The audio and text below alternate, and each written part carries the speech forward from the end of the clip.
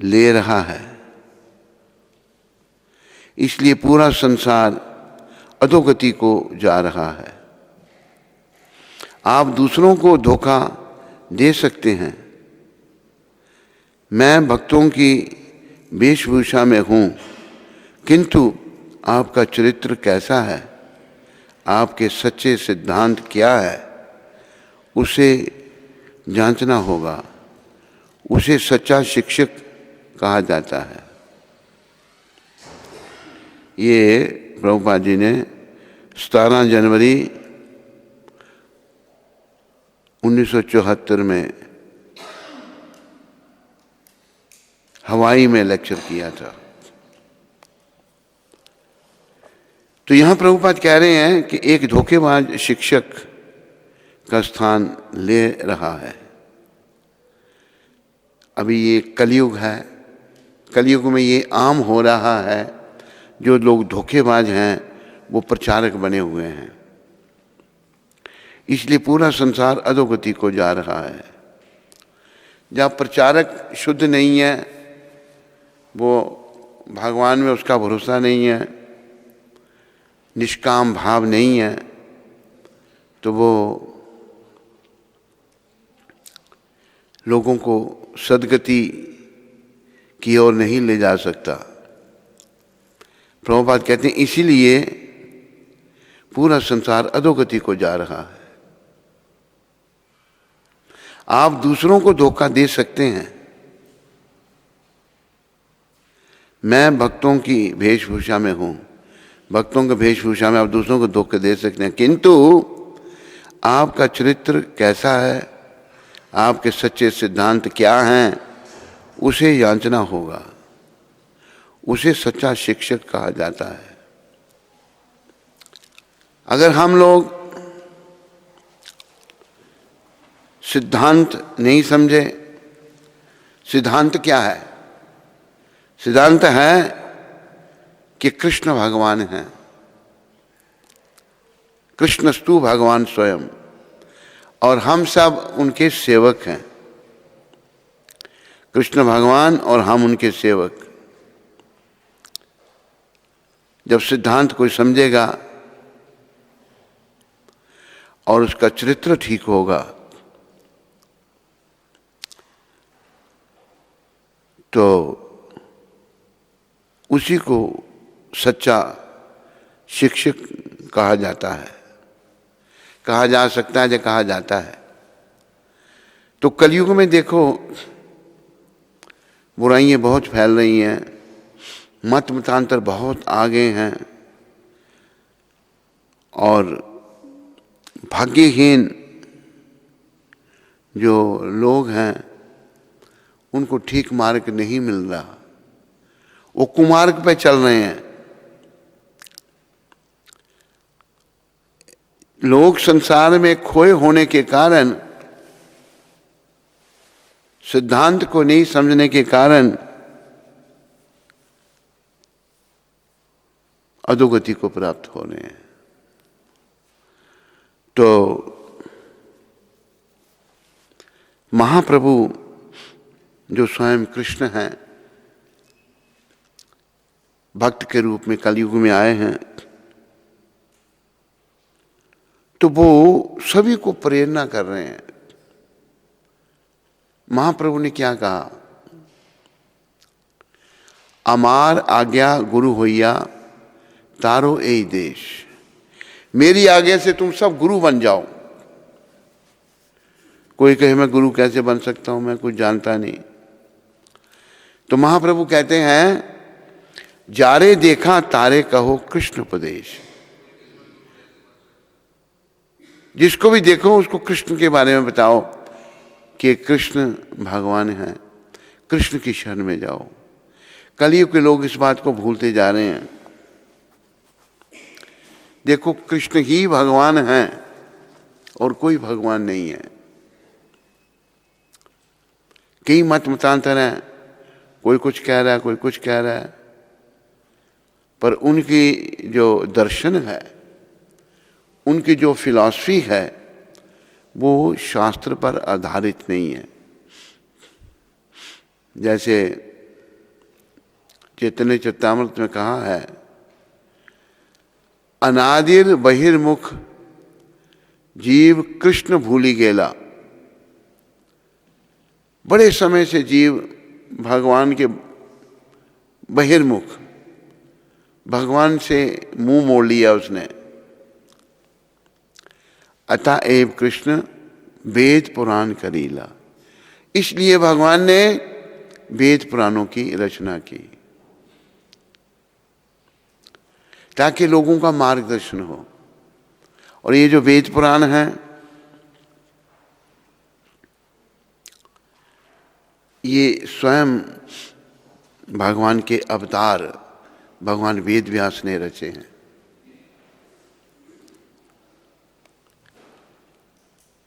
धर्मम तो साक्षात भगवत प्रणीतम, धर्म जो है साक्षात भगवान के द्वारा दिया गया है। तो हम जो अपना कल्याण चाहते हैं, हम लोगों को बड़ा परिश्रम करके ये जो सच्चाई है कि कृष्ण भगवान हैं, कृष्ण की शरण में आओ, इसका प्रचार प्रसार करना चाहिए। प्रभुपाद ने यही किया, बड़ा कष्ट उठाकर। हमें भी प्रभुपाद से शिक्षा लेकर हर प्रकार का कष्ट उठाकर ये प्रचार करना चाहिए, लोगों को भगवान श्री कृष्ण की शरण में लाना चाहिए। तो महाप्रभु जो स्वयं कृष्ण हैं, एक भक्त के रूप में, भक्ति भाव में, तो उनको केवल लोग जब कहते थे आप स्वयं भगवान है, तो भगवान कानों को बंद कर लेते थे। ऐसा क्यों करते थे? ऐसा इसलिए करते थे कि कलयुग में कई लोग अपने आप को भगवान कहेंगे। भगवान भी अपने आप को भगवान कोई कहे, बोलो भगवान कृष्ण है। महाप्रभु ने स्वयं कृष्ण प्रचार किया, कृष्ण की शरण में जाने के लिए सबको उत्साहित किया, सब लोगों को कृष्ण भगवान की शरण में जाने की उन्होंने प्रेरणा दी। तो हमें जो चाहते हैं, कल्याण चाहते हैं, कल्याण तो होगा केवल कृष्ण की शरण में, और कोई रास्ता कल्याण का नहीं है। तो सब लोग अपने अपनी डफली बजा रहे हैं, कोई कुछ कहता है, कोई कुछ कहता है, लेकिन प्रभुपाद ने सिद्ध कर दिया कि कृष्ण ही भगवान है, शास्त्रों के आधार पर। और उनकी वाणी में इतना बल था कि जो लोग कृष्ण को नहीं मानते थे, जो लोग आलोचना करते थे, वो लोग भी कृष्ण के भक्त बन गए। इसलिए इस भगीरथी कार्य को हम सबको लगना चाहिए, हम सबका कर्तव्य बनता है। अगर हम अपना कल्याण चाहते हैं तो कल्याण तो सब चाहते हैं, पर ऐसे कल्याण नहीं होगा, उसके लिए कुछ करना पड़ेगा। करना क्या पड़ेगा कि महाप्रभु की कृपा लेनी पड़ेगी। तो महाप्रभु की कृपा कैसे मिलेगी? महाप्रभु की चिंता है कि जीवों का मंगल कैसे हो। तो अगर हम उनकी चिंता दूर करने के लिए प्रचार करेंगे, प्रचारक बनेंगे, भगवान गीता में कहते हैं सुहृदम सर्वभूतानाम, मैं सब जीवों का शुभ चिंतक हूं। इसी को दर्शाने के लिए भगवान युग पर्यंत युग आते हैं, और कलयुग में भी आए। वो कलयुग को उन्होंने इसका तिरस्कार नहीं किया। कलयुग में भी भगवान बड़ी कृपा करके आए अद्वैताचार्य की प्रार्थना पर, और आकर के कि कलयुग के लोगों का कैसे उद्धार हो सकता है, ये संकीर्तन आंदोलन महाप्रभु ने स्वयं स्थापित किया। संकीर्तन शुरू किया, बड़ी बाधाएं आई, लोगों ने बड़ा विरोध किया, लेकिन भगवान थोड़ा किसी के आगे झुकने वाले थे। विरोधियों को भी उन्होंने, जैसे उस समय चांद काजी था, चांद काजी ने विरोध किया तो भगवान के अवतार नृसिंह भगवान उसकी छाती पर आकर बैठ गए और कहा कि तू अगर ये हरे कृष्ण आंदोलन में कुछ बाधा डालेगा, मैं तेरी छाती फाड़ दूंगा। तो सब ये लीला तो महाप्रभु की है, महाप्रभु स्वयं कृष्ण हैं, नृसिंह भी उन्हीं का स्वरूप है। तो काजी ने भी जो है ये कह दिया कि मेरे वंशज कोई भी होगा वो कभी भी संकीर्तन आंदोलन में बाधा नहीं डालेगा। आज भी मायापुर में चांद काजी की समाधि पर भक्त लोग जाते हैं और प्रणाम करते हैं। तो भगवान ने जिन्होंने भी बाधा डाली उनको सुधारा। कई भगवान के द्वेषी आ गए, विरोध करने वाले, जैसे जब दक्षिण में थे भगवान गौर हरि प्रचार कर रहे थे तो जो उनको देखता वो उनके पीछे चल पड़ता। वो आकर्षक हैं, सर्वाकर्षक हैं भगवान। लेकिन एक तीर्थराम नाम का एक ब्राह्मण था, वो बेचारा भटका हुआ था और वो ये सोचने लगा अपने मलिन मन से और मलिन बुद्धि से, ये जो रूपवान सन्यासी है ये कोई इंद्रजाली है।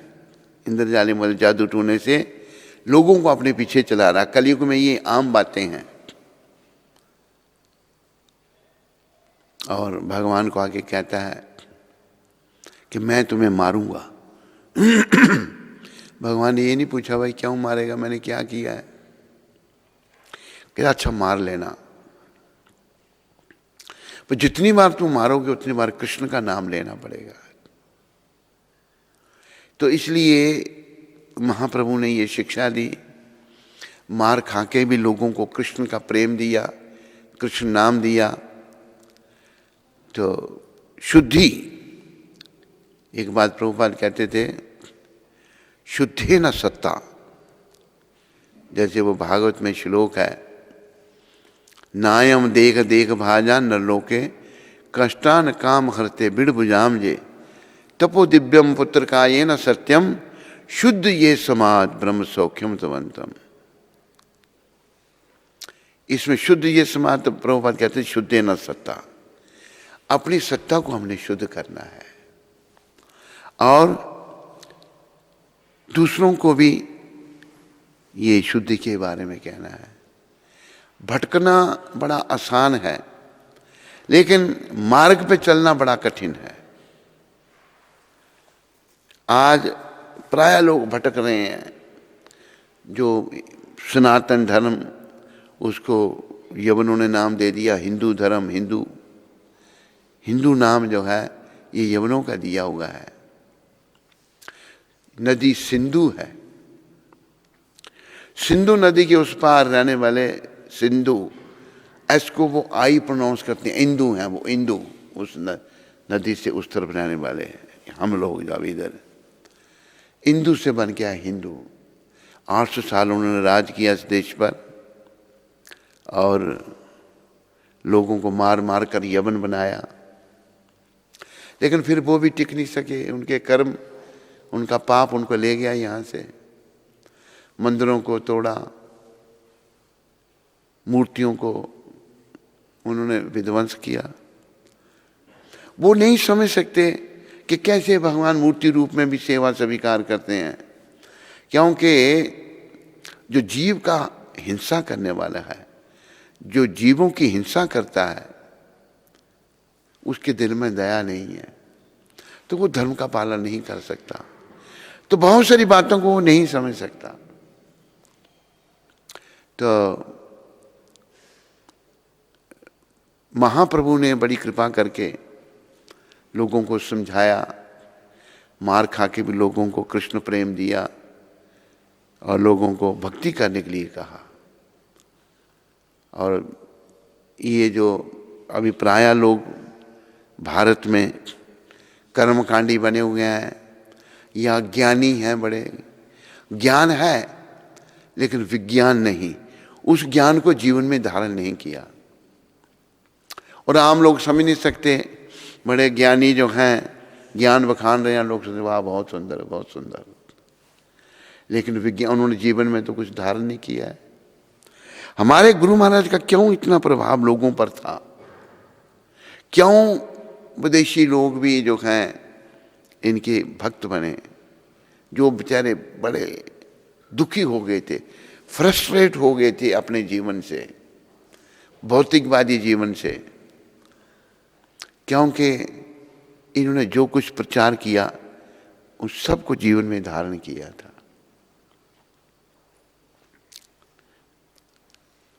आचरण नहीं है, आचरण होना बड़ा जरूरी है। जैसे महाप्रभु ने क्या कहा, अपनी आचारी प्रभु जीवे रे सिखाए। अपने आचरण के द्वारा वो जीवों को शिक्षा दे रहे हैं, जीवों को भक्ति, खुद भक्ति कर रहे हैं, अपनी जीवों को शिक्षा दे रहे हैं महाप्रभु को। तो प्रभुपाद जी भी उन्हीं के प्रतिनिधि हैं। कई हमारे आचार्य प्रकट हुए, उन्होंने बड़ा परिश्रम किया, बहुत मेहनत की, सभी महान थे, लेकिन इस भगीरथी कार्य को प्रभुपाद जी को चुना था। ये जिनकी ओर हम लोग आकर्षित हैं, विदेशियों की ओर हम आकर्षित हैं। आज कोई भी अपनी संस्कृति को नहीं चाहता, विदेशियों की नकल करना चाहते हैं। जरा विचार करो, अगर विदेशियों की सभ्यता में कुछ होता तो वो उसको छोड़कर इस भारतीय संस्कृति को नहीं अपनाते। उसमें कुछ नहीं है। कहा है दूर के ढोल सुहामने, दूर के ढोल बजने बड़े अच्छे लगते हैं, लेकिन पास में जाके देखो तो कुछ भी नहीं है। प्रायः जैसे मैंने कई बार अपना अनुभव बताया है, विदेशों में रहने वाले लोग बड़े परेशान हैं, बड़े दुखी हैं, बहुत फ्रस्ट्रेट हैं, क्योंकि भौतिकवाद, शरीर का पोषण, शरीर का बड़ा ध्यान रखना, शरीर को सुखी रखने का प्रयास करना, पर आध्यात्मिक जीवन की शुरुआत यहाँ से होती है कि हम ये शरीर ही नहीं है। शरीर में 6 प्रधान परिवर्तन आते हैं।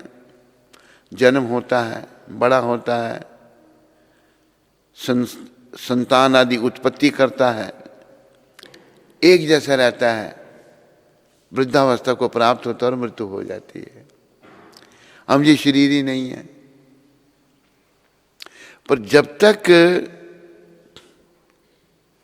कोई सच्चा संत जो भगवान के साथ जिसका संपर्क है, जो संसार से विरक्त है, समझाने वाला ना हो तो समझ किसी को नहीं आएगा। आज जो हैं समझाने वाले जो हैं, ये सभी प्रोफेशनल जैसे बन गए हैं। बड़ी बड़ी कथाएं हो रही हैं, लेकिन उनका पैसे भाई इतने दिन की, इतने पैसे हम ले गए, लाखों रुपए वो ले रहे हैं कथाओं के। भावना ही नहीं है। जब भावना नहीं है तो लोग क्या समझेंगे उनको? थोड़ी देर के लिए वाह वाह करेंगे, पर वहीं रहेंगे वो जहाँ हैं। कोई आध्यात्मिक प्रगति नहीं होगी। आध्यात्मिक प्रगति कैसे बताया है, कैसे कुछ समझे आध्यात्मिक प्रगति हो रही है या नहीं? प्रभुपाद को एक भक्त ने पूछा कि प्रभुपाद, हम मंगल आरती आते हैं, जप करते हैं, बाकी प्रोग्राम अटेंड करते हैं, गुरु पूजा में आते हैं, दर्शन आरती में आते हैं, तो हम कैसे समझें? शाम की आरती अटेंड करते हैं, भगवत गीता क्लास में आते हैं, सुबह भागवतम, शाम को भगवत गीता। सारे भक्तों को ये ध्यान रखना चाहिए, हमारा पहला सबसे काम है अपना आध्यात्मिक उत्थान। मंदिर में रहने वालों को किसी को बड़ा ज़रूरी काम है और उसी टाइम करना है तो बात अलग है, पर बाकी सबको, सभी माताओं को, सभी भक्तों को, सभी बच्चों को अपने आध्यात्मिक उत्थान का सोचना चाहिए। तो उस भक्त ने पूछा, प्रभुपाद हम कैसे समझें कि हम आध्यात्मिक उन्नति कर रहे हैं? तो दो बातें बताई हैं प्रभुपाद ने, एक ईर्ष्या और एक काम। हम सब ईर्ष्या से भरे पड़े हैं, एक दूसरे के प्रति ईर्ष्या है। क्यों हमें ये ईर्ष्या आ गई? क्योंकि हम भगवान से ईर्ष्यालु थे। जो लोग अपने आप को भगवान कहते हैं, क्यों कहते हैं? भगवान से ईर्ष्या करते हैं, खुद ही भगवान बन गए वो, ये ईर्ष्या है। और ईर्ष्या हम सब में कूट कूट कर भरी पड़ी है। प्रभुपाद ने कहा ईर्ष्या और दूसरा काम। पुरुष का स्त्री आकर्षण, स्त्री का पुरुष आकर्षण, ये अगर घट रहे हैं दोनों, समझो आध्यात्मिक प्रगति हो रही है। एक प्रगति तो हो रही है, मेरी भी, आपकी भी, सबकी। वो ये है कि मृत्यु का समय निकट आ रहा है। बिना कुछ किए कल का दिन जीवन से मर गया, एक दिन और मृत्यु के निकट आ गए। मृत्यु पथ में तो प्रगति हो रही है हमारी, लेकिन ये देखना हमने कि आध्यात्मिक प्रगति हो रही है या नहीं हो रही है। आध्यात्मिक प्रगति के लिए दो बातें प्रभुपाद ने ये कही हैं, ईर्ष्या और काम विकार। पुरुष के मन में, स्त्री के मन में ये अगर घट रहे हैं, समझो प्रगति हो रही है। यही दोनों दोष हम कलयुग के लोगों में बड़े प्रधान हैं। और भी बहुत दोष हैं, काम, क्रोध, मोह, लोभ, अहंकार, मद, मत्सर, ईर्ष्या, दंभ, कपट, बहुत कुछ जुड़े हैं। पर शुरुआत यहां से होती है, ईर्ष्या से और काम विकार से। जैसे प्रभुपाद ने यहां पर चर्चा की है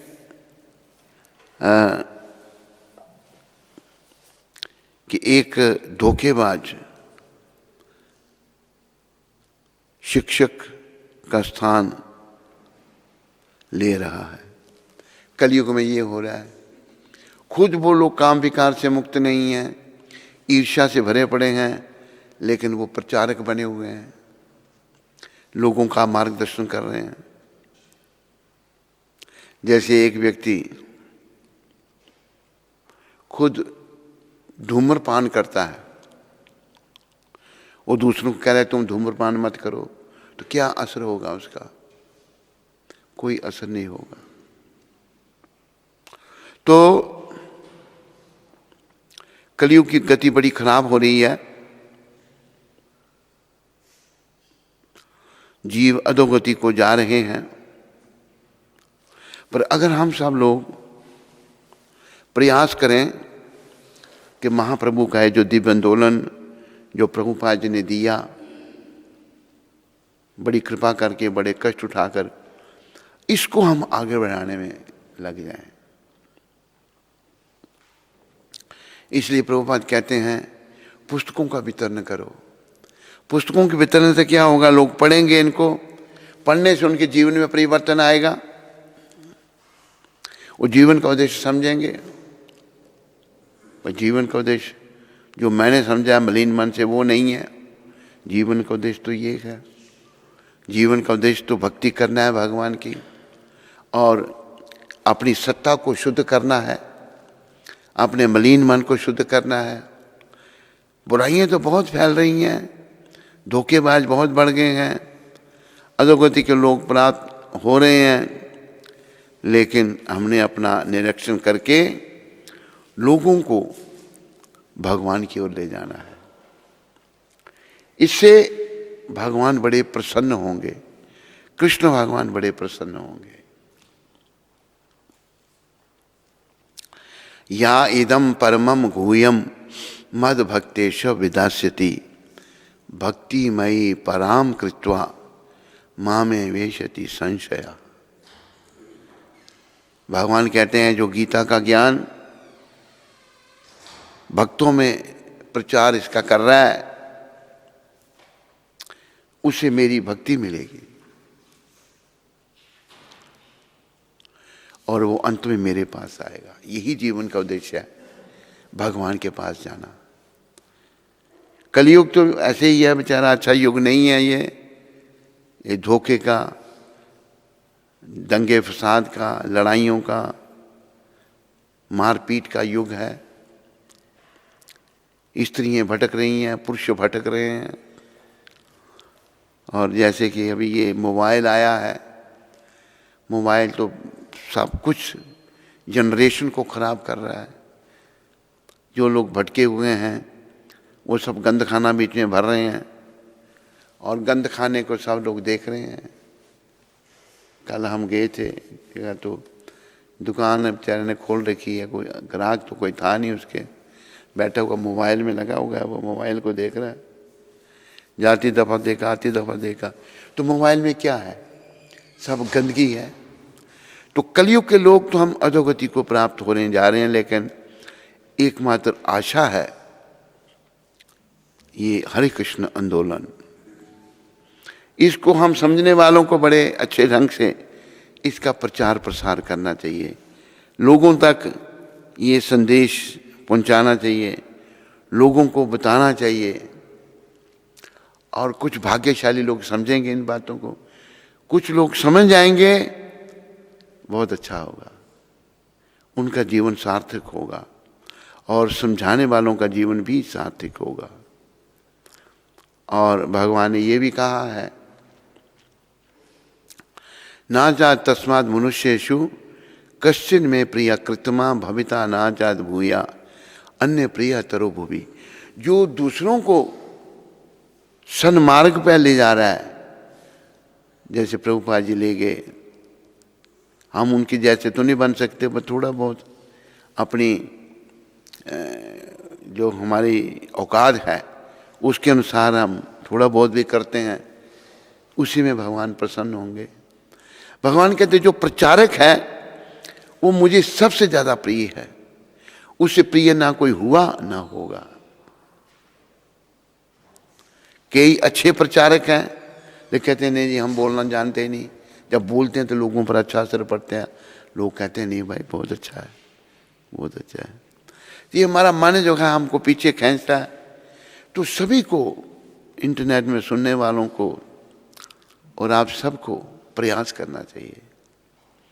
चल रहा है, बड़ी अच्छी बात है, पुस्तकों का वितरण हो रहा है, जो लोग कर रहे हैं, जितना भी कर रहे हैं बहुत अच्छा कर रहे हैं। और यही हमारा श्रेय है, यही हमारा क्रेडिट है, बाकी और कोई क्रेडिट नहीं। यहाँ पर प्रचार ही क्रेडिट है। अभी देखो जैसे लोग भलाई का काम करते हैं, भूखे को भोजन कराया, अच्छी बात है, कल वो फिर भूखा मरेगा। बीमार को दवाई दी, फिर कल उसको फिर बीमार हो सकता है वो। पर लोगों को ये समझाया जाए, भाई तुम बीमार क्यों हो, तेरे कर्म ऐसे हैं, तुम अभी भक्ति करके अपने कर्मों को अच्छा कर, भक्ति करके तुम अपना रास्ता बदल, भगवान की शरण में आ। ये सबसे बड़ा भलाई का काम है। प्रभुपाद कहते थे this is the highest welfare work. सबसे उच्च कोटि का भलाई का काम है लोगों को भगवान की ओर मोड़ना। गुरु महाराज ने पत्रिका शुरू की, भगवान की ओर मुड़ो। अभी जैसे लोग प्रयास कर रहे हैं, अब जैसे नेता हमारे भारत के, भारत स्वतंत्र हुआ तो वो उन्होंने धर्म ही खत्म कर दिया, कोई धर्म नहीं। जो भगवान ने मार्ग बताया है, कोई धर्म निरपेक्ष, कोई धर्म नहीं, निरपेक्ष। सापेक्ष यहाँ धर्म था, वहाँ निरपेक्ष कर दिया उसको। ऐसी अनर्गल बड़ी बातें हो रही हैं, लेकिन फिर भी भगवान कृपा करके ऐसे संतों को भेज देते हैं। पर हम जो समझते हैं उनको बड़ी गंभीरता से इनका अनुसरण करना चाहिए, इन पर चलना चाहिए और दूसरों को चलाना चाहिए। और जैसे यहाँ पर कहा प्रभुपाद ने, हवाई में अपना भी निरीक्षण करना चाहिए, देखना चाहिए कि हमारा चरित्र कैसा है, आपके सच्चे सिद्धांत क्या हैं, उसे जांचना होगा। जब हम जांचेंगे, अपने आप को देखेंगे कि भाई हम ठीक हैं, तो लोगों को भी ठीक मार्ग पे ला सकते हैं, उनको भी मार्ग बताएंगे। पर जब देखेंगे भाई मैं खुद ठीक नहीं हूं, तो दूसरों को कैसे मैं मार्ग पर ला सकता हूं। जैसे वो दोहा है, पर उपदेश कुशल बहु तेरे, ये नर अचर हैं ते नर न घनेरे। दूसरों को उपदेश देने वाले बहुत हैं, पर जो आचरण करते हैं, यही शब्द प्रभुपाद ने यहाँ कहे हैं, वो लोग ज्यादा नहीं है, उनकी संख्या ज्यादा नहीं है। तो आप सभी लोग आचरण करने वाले बनो और साथ साथ प्रचार भी करो, दूसरों को भी इस मार्ग में लगाओ, ताकि हमारा आने वाला कल अच्छा हो, आने वाला कल उज्जवल हो। वो उज्जवल तभी हो सकता है जब हम सच्चाई को समझेंगे। सच्चाई यही है कि मैं जीवात्मा हूँ, मैं ये शरीर नहीं हूँ, और मेरा संबंध परमपिता परमात्मा भगवान श्री कृष्ण से है। भटकाने वाले लोग बहुत हैं। एक बार मुझे एक बात याद आई, हैदराबाद की। हैदराबाद में प्रभुपाद आए थे, और देखो संतों का कैसा प्रभाव होता है। हैदराबाद में, आंध्र प्रदेश में 6 साल से बरसात नहीं थी, सूखा पड़ा हुआ था। तो प्रभुपाद जी का संकीर्तन आंदोलन विदेशी भक्तों को लेके आए, उन्होंने संकीर्तन किया, तो वहाँ बारिश हो गई, बरसात हो गई, और पेपरों में छपा, हरे कृष्णा ब्राट रेन इन हैदराबाद। हरे कृष्ण वालों ने बारिश बरसा दी, सूखा था। नाम का प्रताप दिखा दिया एक शुद्ध भक्त ने। तो हम वहीं थे प्रभुपाद जी की सेवा में तो दूसरा था, पर हमने भी, हमारी भी इच्छा थी। प्रभुपाद जी शाइन कर रहे थे, आए, बाहर गए लघु शंका के लिए। जब वापस आ रहे थे, वो एक और भक्त था महावीरिया, वो बंगाली था और मैं था। प्रभुपाद का उनका मनोभाव उस समय ऐसा था, कहते हैं ये लोगों को जो मार्गदर्शन ठीक नहीं कर रहे, जो लोगों को भटका रहे हैं, मेरा बस चले मैं तलवार लेकर सबके गले काट दूं। इतने भाव में प्रभुपाद थे। भटकाने वाले लोग बहुत हैं, सही मार्ग में ले जाने वाले बहुत कम हैं। तो आप सब लोग सही मार्ग पर चलो और दूसरों को चलने की प्रेरणा करो। वही जीवन है, वही अच्छा है। नहीं तो ऐसे समय, अभी जैसे कई बार लोग कहते हैं किसी को प्रचार करो, भाई भगवान की शरण आओ, आत्मा को समझो, परमात्मा को समझो। कहते मैं इन चीज़ों में मेरी दिलचस्पी नहीं है। कई तो कहते हैं हम करेंगे भक्ति जब वृद्ध हो जाएंगे, और वृद्धावस्था में कोई भक्ति नहीं होती। शरीर रुग्ण हो जाता है, बीमारियां लग जाती हैं, तो भक्ति क्या होगी? शरीर का चिंतन होगा या भगवान का चिंतन? नहीं हो सकती। इसलिए भागवत में कहा है, कौमार आचरते प्रज्ञो धर्मान भागवतनिया दुर्लभ मानुष जन्म तद अपि ध्रुवमर्थदम। 5 साल की अवस्था से ही बच्चे को भक्ति में लगाना चाहिए, ये हमारी सभ्यता थी। लेकिन विदेशियों ने बिगाड़ दिया इसका। गुरुकुल में बच्चे को आत्मा परमात्मा का ज्ञान गुरु देते थे, उसको भगवान की ओर ले जाते थे। गुरु भी निष्काम भाव से पढ़ाते थे और विद्यार्थी भी बड़े अच्छे ढंग से, जब निष्काम भाव से पढ़ाया जा रहा है तो उनकी शिक्षा लेते थे। तो दोनों का कल्याण था। 5 साल की अवस्था से भक्ति करनी, तब वो अंत समय में जाके परिपक्व होती थी और जीव अंत में भगवान का सेवन करके भगवान के धाम में जाता था। लेकिन वो खत्म हो रहा है, धीरे धीरे समाप्त हो रहा है। लेकिन उसको पुनः जागृत करना है। आप सबसे हमारा अनुरोध है, विनती है, प्रार्थना है कि सब इस आंदोलन को समझो, इसका प्रचार प्रसार जितना आप कर सको करो। बड़े प्रचारक नहीं बनो, छोटे बनो। अगर आप कुछ बोल नहीं सकते, पुस्तकें दो दूसरों को। बोल सकते हैं तो शुद्धि से आत्मा के स्तर से बोलो, लोगों को समझाओ। ये बहुत बड़ी उच्च श्रेणी का भलाई का काम है। लोग दुखी क्यों हैं? कर्मों से, कर्मों के कारण ही तो दुखी हैं। अब कईयों को ऐसे, जैसे एक बार हम बम्बई में थे, एक महिला, उसके बारे में दूसरी महिला ने बताया। वो कहती है मेरे को कि मेरी बेटी की सांस 12 साल से चारपाई पर पड़ी है, उठ नहीं सकती 12 साल से। कोई उसे देखने आता तो कहती है मैं कब मरूंगी। तो क्या कष्ट है, कर्म है हमारे। कर्मों के कारण हम दुखी हैं, और कोई कारण दुखी होने का नहीं है। जैसे वो है ना न्यूटन का लॉ कि every action has equal and opposite reaction. हर कार्य का, हर एक्शन का रिएक्शन है, हर कार्य की प्रतिक्रिया है।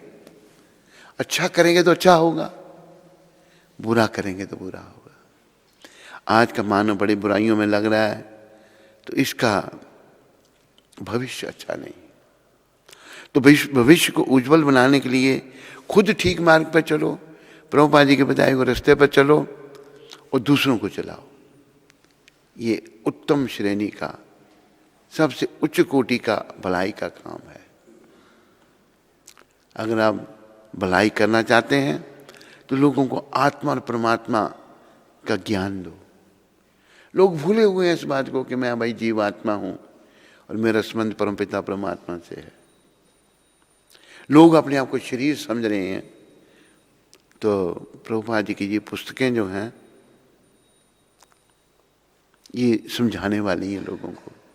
विदेशी लोग इन्हीं से तो समझे। जो प्रभुपाद जी की पुस्तकों का अध्ययन करता पढ़ता है, उसके जीवन में परिवर्तन आ जाता है। तो प्रचार करो, सब प्रचारक बनो, लोगों को बताओ, खुद समझो, दूसरों को समझाओ, खुद अच्छे बनो, दूसरों को अच्छाई का मार्ग बताओ। इसी में भगवान प्रसन्न होंगे, इसी में हमारा कल्याण होगा। बोलो मोर मुकुट बंसी वाले की, बोलो कृष्णचंद्र भगवान की जय। बोलो पूरी दुनिया में सनातन धर्म का प्रचार करने वाले पतित पावन शिला प्रभुपाद की जय। पतित पावन शिला प्रभुपाद दिव्य पुस्तक वितरण की। बोलो पतित पावन शिला प्रभुपाद दिव्य पुस्तक वितरण करने वाले हरि भक्तों व माताओं की जय। हरे कृष्ण।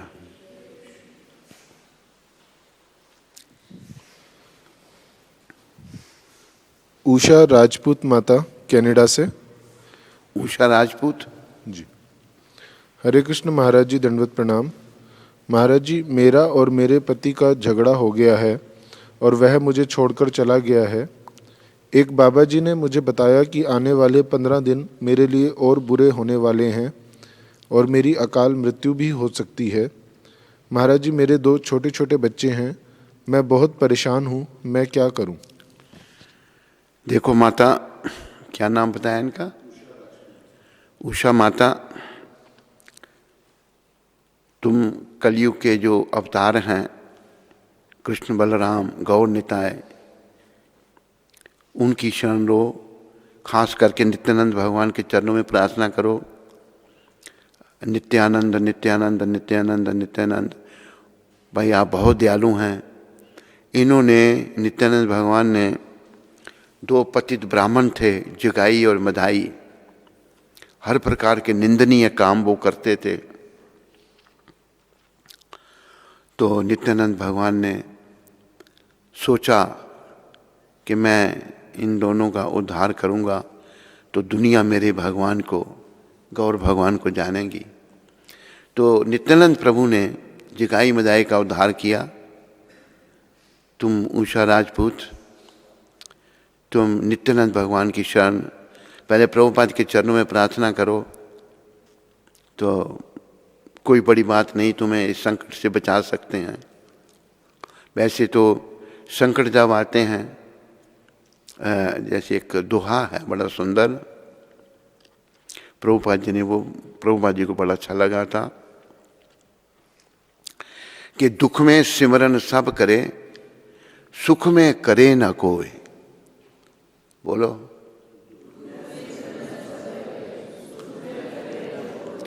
जो सुख में सिमरन करे, दुख काहे को होए। अगर आदमी सुखी भी है, वो भगवान को याद करता है, उसको दुख नहीं आएगा। तो ये अपने ही बेटी कर्मों का फल है।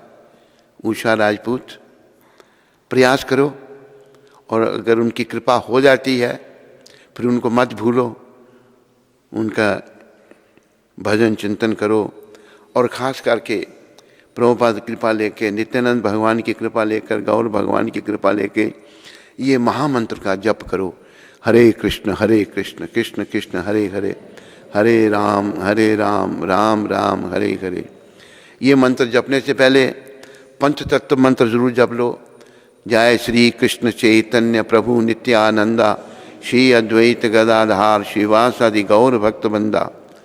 एक बार या 3 बार इस मंत्र को बोलो। इससे पहले जिन्होंने ये सब कुछ दिया उनको मत भूलो, उनका प्रणाम मंत्र ले लो। नमा ओम विष्णुपदाया कृष्णापृष्ठाया भूतले श्रीमते भक्ति वेदांत स्वामी ति नामने, नमस्ते सरस्वती देवे गौरवाणी प्रचारने, निर्विशेष शून्यवादी पाश्चात्य देशातारने। उषा राजपूत, देखो ये विदेशी लोग जो हिप्पी थे, बिल्कुल जीवन से निराश हो चुके थे, उनके जीवन में भी आशा आ गई, उनका जीवन बदल गया। तो ये प्रभुपाद जी ने बदला। प्रभुपाद जी ने गौर निताय उनको दिए, कृष्ण भगवान दिए, और उनके जीवन में परिवर्तन आया। तुम भी माता प्रयास करो उषा राजपूत, ये भगवान के ऊपर है, कृपा कर सकते हैं तेरे ऊपर। सोनिया कक्कड़ माता वैंकूवर से। हरे कृष्ण, मेरे प्यारे प्यारे महाराज जी के पावन चरणों में मेरा और मेरे परिवार का कोटि कोटि प्रणाम। महाराज जी, महाराज जी आप बहुत महान हो।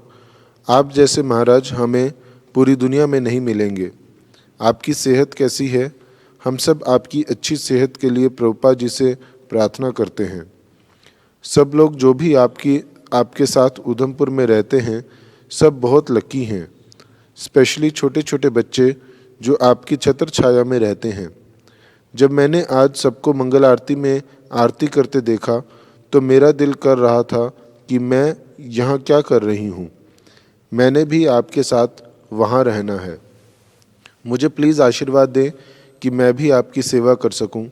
मुझे निष्काम भक्ति का आशीर्वाद दें। आपकी पतित बेटी सोनिया कक्कड़। तुमने हमारी चिंता की सोनिया माता, उसके लिए तुम्हारा धन्यवाद। और मेरी ये शुभकामना है तुम्हारे लिए कि तुम निष्काम भक्ति करो भगवान की, और अपने जीवन को सफलता के पथ पर आगे बढ़ाओ। पर साथ में तुम्हें ये भी कहूँगा कि प्रभुपाद जी के चरणों में प्रार्थना करो। वो आज भी कईयों की प्रार्थना, जिनकी सच्ची प्रार्थना होती है, सुनते हैं और कृपा करते हैं। जैसे उधमपुर आश्रम में एक माता बड़ी परेशान हो गई थी, उसका नाम है कुंती माता। तो प्रभुपाद जी ने उसके स्वप्न में आकर उसका मार्गदर्शन किया और उसकी समस्याओं का समाधान किया। तो प्रभुपाद जी से भी प्रार्थना करो। प्रभुपाद एक बड़े ही उच्च कोटि के संत हैं और वो सब जीवों का भला चाहते हैं। धन्यवाद। हरे कृष्ण। दिव्य गीता माता नॉर्वे से, हरे कृष्ण, प्रणाम to Gurudev. It makes me cry when Gurudev cries while speaking. My question to Gurudev is Lord Buddha. My question to Gurudev is Lord Buddha is 9th incarnation of Lord Vishnu. Then why he rejected Vedas?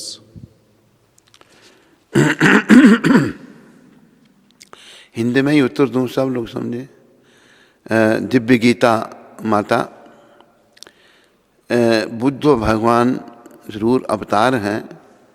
Keshav धृता Buddha शरीरा, जय जगदीश हरे। ये भगवान ने अवतार इसलिए लिया, कलयुग अभी 5000 साल पहले शुरू हुआ। लोग वेदों के नाम से पशुओं को मार मार करके खाने लगे। भगवान सबके शुभ चिंतक हैं, तो भगवान बुद्ध के रूप में आए पशुओं की जान को बचाने के लिए। उन्होंने कहा कि तुम भाई पशुओं को मत मारो, कहते ये वेदों में है। तो भगवान को ये कहना पड़ा तुम वेदों को मत मानो। वेद न मानी या बौद्ध होइले नास्तिक। जो वेदों को नहीं मानता वो नास्तिक है।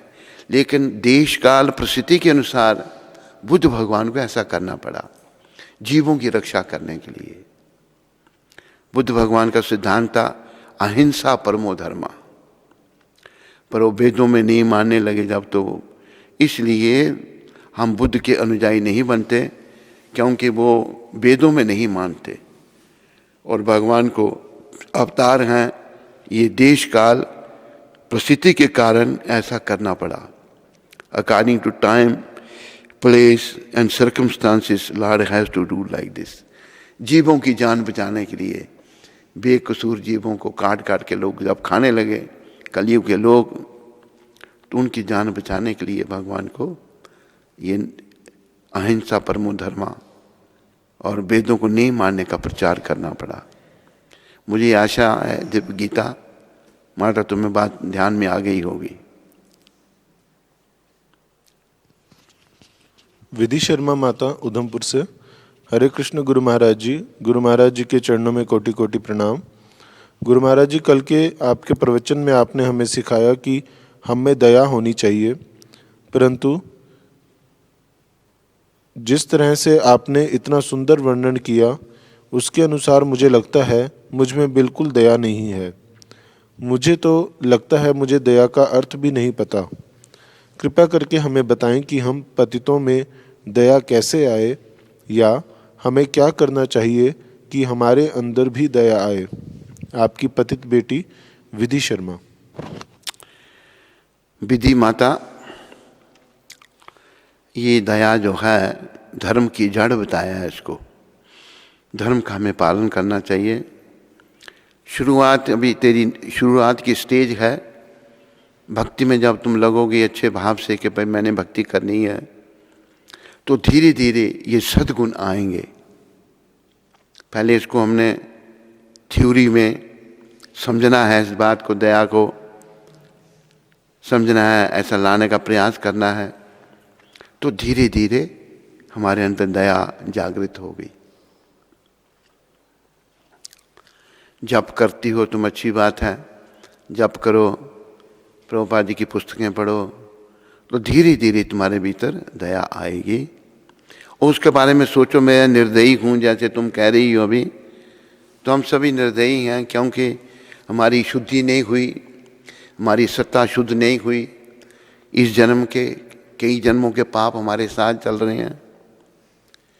पाप गठरिया सर पर लादे, रहा भटकता रोज, प्रेम सहित राधा माधव की किया न कुछ भी खोज। पाप रूपी गठरी विधि माता हमारे सर पर होने के कारण हम लोग भटक रहे हैं। पर भक्ति में लगने से प्रभुपाद कहते थे ये ग्रेजुअल प्रोसेस है, धीरे धीरे आप प्रगति करोगे, धीरे धीरे आप आगे बढ़ोगे।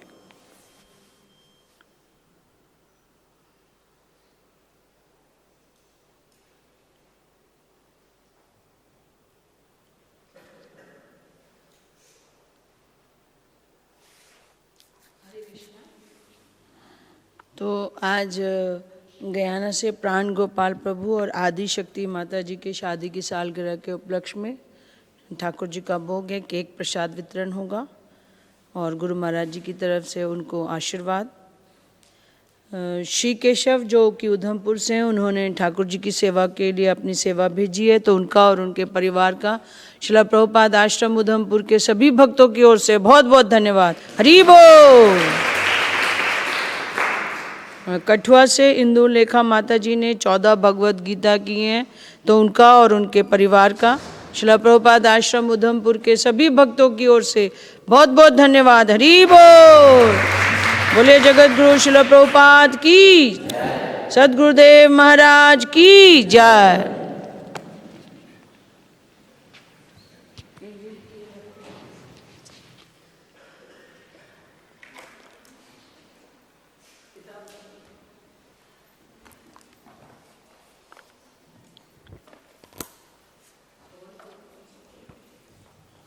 अभी देना है इसको।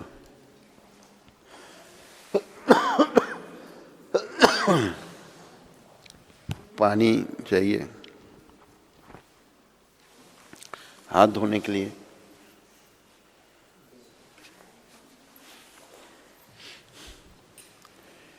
हरे कृष्णा कृष्णा कृष्णा हरे राम राम राम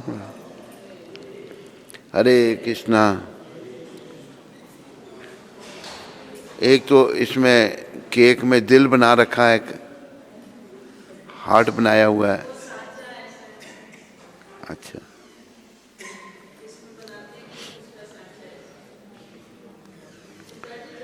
हरे कृष्णा कृष्णा हरे हरे राम हरे कृष्णा।